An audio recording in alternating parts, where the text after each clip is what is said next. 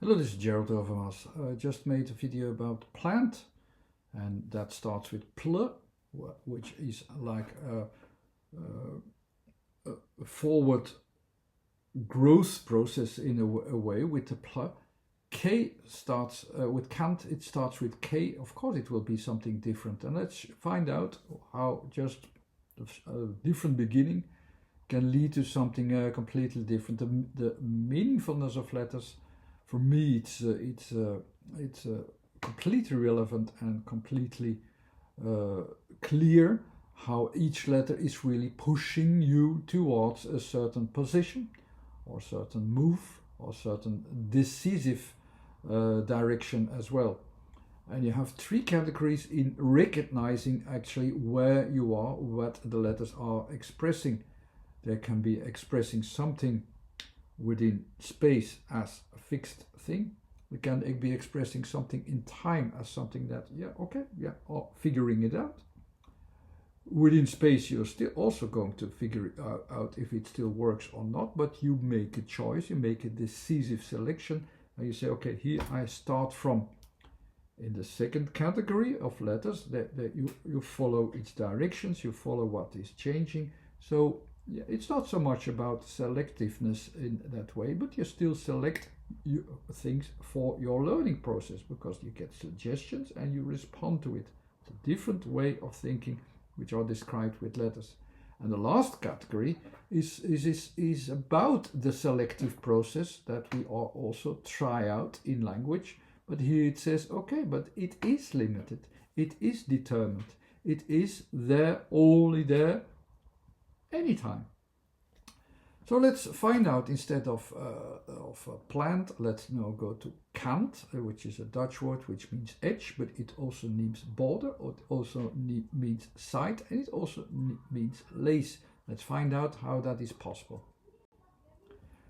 Kant first, okay, here you have the letters all in the at right that you have that you need for it, the letter N, the A, the T, and the K. Not much, and it's all about only two things: direction and finding a direction, and the points of reference. There are three sorts. The three sorts of basic references are there, but the order is a bit weird. So because if I already take A and T, which are here, okay, in that order, I can follow it up in the right order, but I also have to deal with the order of letters, and yeah, I actually have to start in that third option. Instead of A, I make a choice. T, I find out that where it is. K is, I'm already at the other position. So there I start at the other position where it is a bit further away from you. We're almost not very sure anymore for how much longer will I be able to follow that. Let's have the coordinates from the background as well, the horizontal and the vertical. In the letter K it will be a diagonal, but the letter A, which is the next letter, should be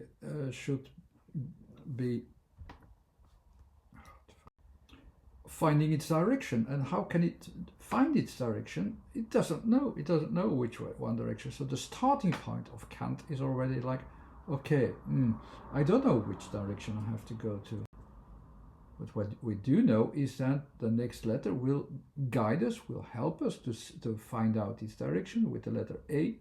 Normally, you know, it's in my starting point vision. Now it's going to follow up what I know in that not knowing which direction what to go to, so it's a bit doubtful where to go to, so I have to find out where to go to, and also I have to follow it up first, then into the A zone before I know which angle I should use.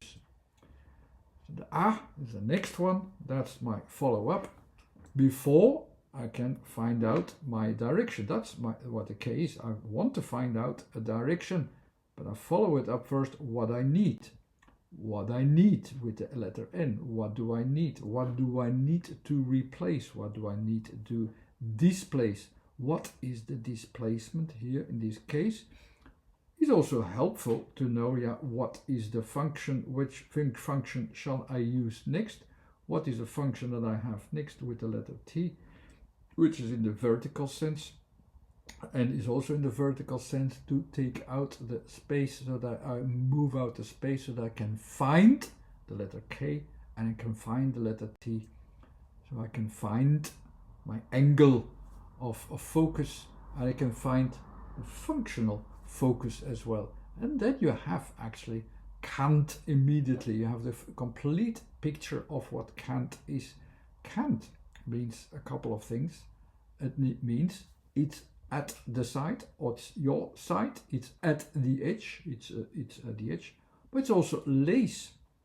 If you hear again what I just told you in how I find out the right corner, the right action, the right follow-up of that angle and so on, it is actually also perfectly describing how we work at a certain edge with the lace as well.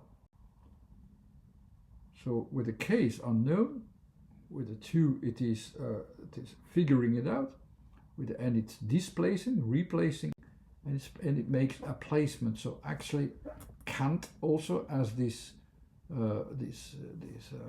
idea of making a certain creative form, also works in that way. Let's find out. I'm not sure what is best to fit. Okay, there at that corner, that is functional. I use that one.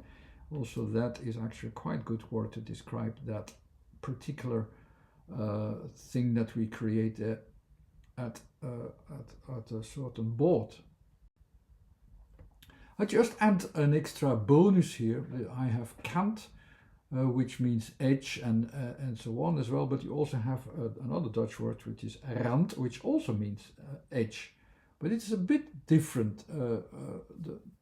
There's a subtle difference here. While the Kant is really very straight, rand is more description of how far.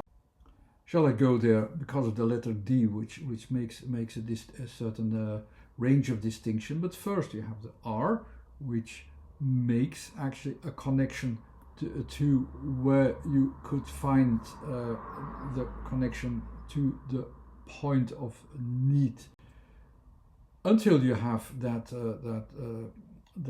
go with a D towards a different position, towards differences in positions that can differ also all the time. So the edge there, it's an edge zone, which is a variable edge, which is not always the same, but depends also on thickness, on conditions.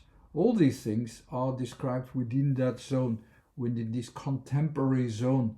That can be different all the time as well, and that's why the letter R also fits to that, of that contemporary vision, which has circumstances which can be different all the time, but which still has the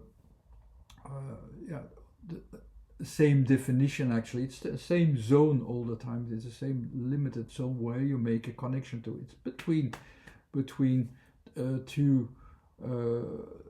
two edges, almost like between two edges a little bit. So that's already a beginning of how you can understand rand. Maybe not the best description yet, but okay, you have already an idea.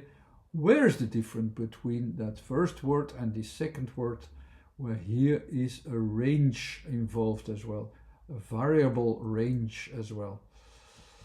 While in Kant is just really a measurement alone, a measurement with a certain direction. And that's also why the letters were only from the first two categories. The first two categories are placements and direction. The last category is about all these variations, about the definition that we have to make between the variations that are possible. That's why the letter R was more suitable in this word. Thanks again for watching. Bye.